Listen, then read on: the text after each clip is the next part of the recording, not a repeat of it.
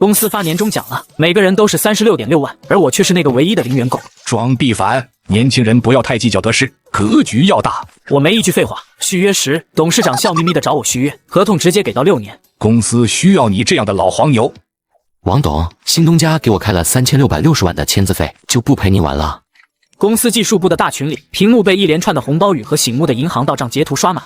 卧槽，36.6万，今年公司血赚啊！王董牛逼，跟着王董有肉吃。已到账，感谢公司，明年继续为公司发光发热。同事们压抑不住的兴奋和夸张的笑声，而我是这场狂欢里唯一的局外人。那个零像一颗炸弹在我的内引爆，我的大脑一片空白。庄必凡，来一下我办公室。主管李强站在办公室门口，脸上挂着一种和蔼又不容置喙的微笑。那些刚才还在高呼万岁的同事，看到我，脸上的表情变得有些微妙。必凡啊，薪资单看到了吧？他开门见山，语气沉稳。我知道你现在心里肯定有想法，觉得不公平，但是你要明白，年轻人格局要大，眼睛不能只盯着眼前这点得失。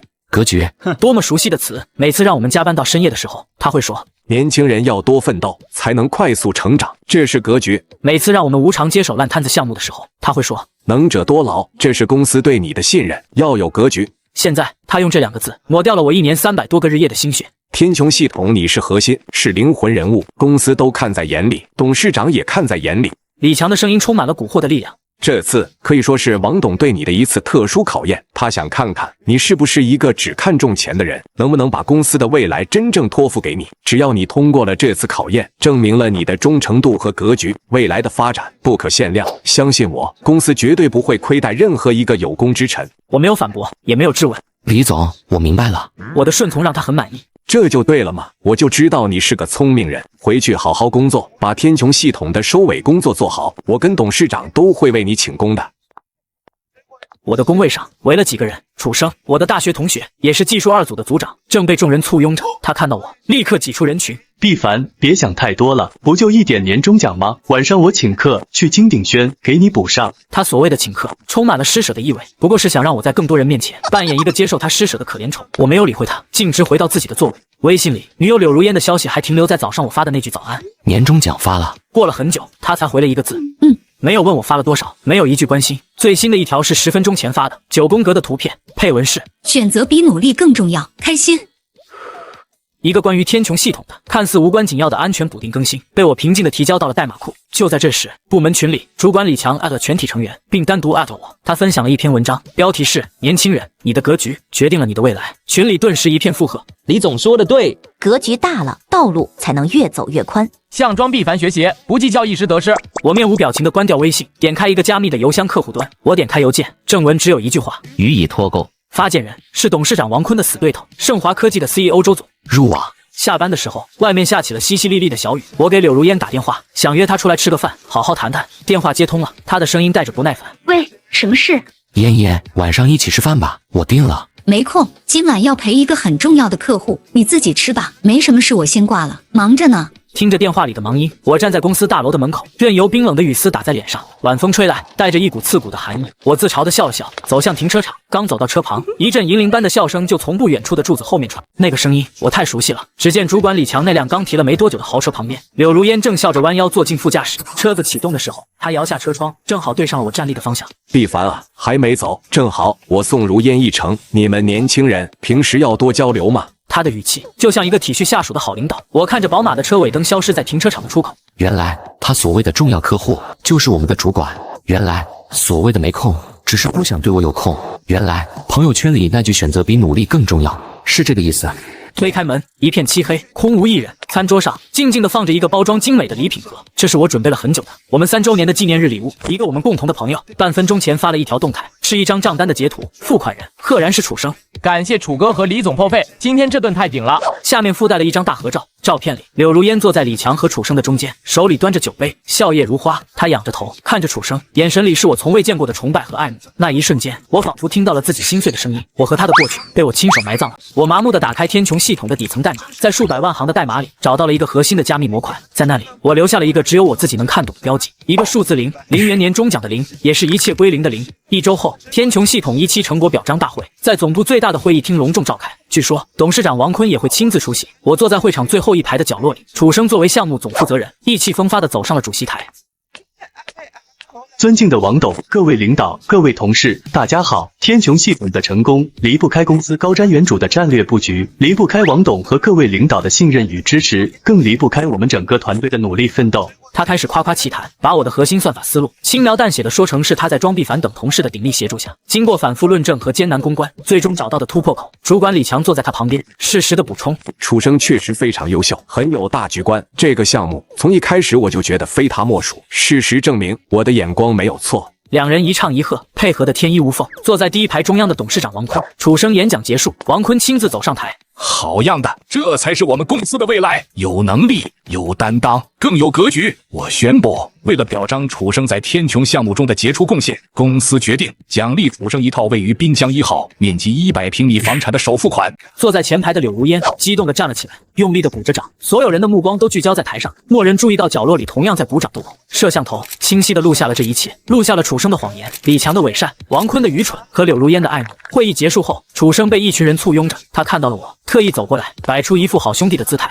必凡，别灰心，这次主要是为了鼓舞士气，先把资源集中起来，你的功劳兄弟都记在心里，下次一定有你。我看着他那张虚伪的脸，恭喜你，楚生，这是你应得的。他大概没听出我话里的意思，转身被更多的人簇拥着离去。我看着他的背影，嘴角的笑意愈发冰冷。是啊，这是你应得的，你们所有人都将得到你的应得的。距离天穹系统正式交付的日子越来越近，整个技术部都沉浸在一种即将大功告成的喜悦中。只有我每晚都留到最后一个离开。他们以为我是在做最后的系统优化和测试，但只有我自己知道我在做什么。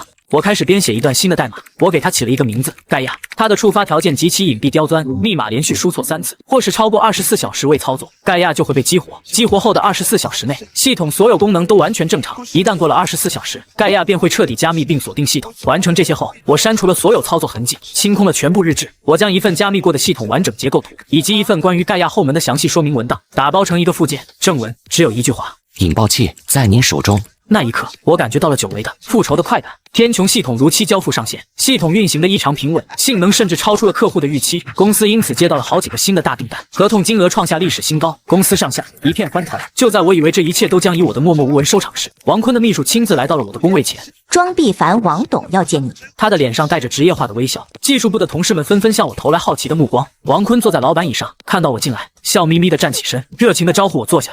必凡啊，快坐，快坐，尝尝今年的武夷山姆树大红袍，托了好多关系才搞到的。我没有动那杯茶。王董，您找我。必凡啊，你这次的表现我都看在眼里，受了这么大的委屈，不吵不闹，安安静静的把工作做到最好，这才是做大事的人。我知道年终奖的事，你心里肯定不舒服，但你要理解公司的苦心啊。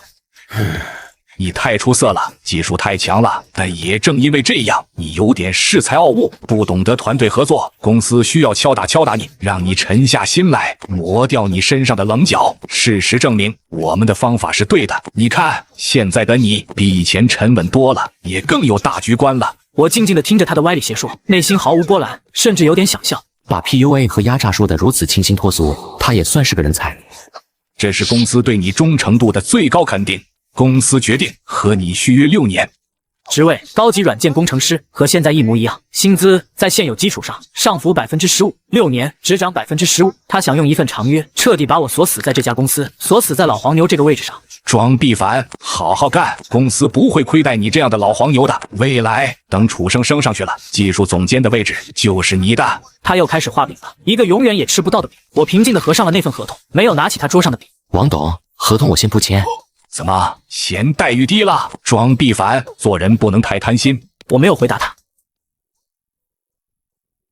你这是什么意思啊？我没理会他的问题，从我的背包里拿出了另外2份文件，将那2份文件轻轻地放在了他那杯名贵的大红袍旁边。一份是我的辞职信，另一份是竞业协议豁免申请书。王董，这是我的辞职信，按照劳动法提前1个月通知您，下个月的今天我就不来上班了。至于这个，您别紧张，只是一份技术授权协议。毕竟天穹系统90%的核心代码都是我在业余时间用我自己的电脑独立完成的，按照著作权法，知识产权属于我个人，我只是把我自己的东西卖给了愿意出价的人而已。我看着他那张因为愤怒和惊恐而扭曲的脸，补上了最后一刀。哦，对了，忘了告诉你，盛华的周总非常欣赏我的格局，很大方，他给我开了3660万的签字费，一次性付清税后，所以王董就不陪您在这里玩格局了。王坤猛地从椅子上站了起来，他想说什么，但喉咙里只能发出呵呵的声音。我看着他这副狼狈的样子，心里涌起一股前所未有的快意。就在我手搭上门把手的时候，身后传来了他气急败坏的咆哮：庄必凡，你给我站住！你这是商业勒索，我要让你身败名裂，让你牢底坐穿！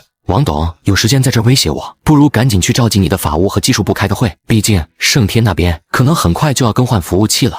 我离开后不到10分钟，他紧急召集了公司所有的副总、法务总监和技术部负责人，召开了一场气氛凝重到极点的会议。告他，马上给我告他，告到他倾家荡产！王董，这个官司很难打。庄必凡非常聪明，他刚才提到的那条业余时间、个人设备独立完成，几乎堵死了我们所有的路，我们很难界定天穹系统的知识产权归属。更重要的是，一旦打官司，就意味着我们要向外界承认我们的核心技术产品存在巨大的产权纠纷和安全隐患，这对我们的股价和客户关系将是毁灭性的打击。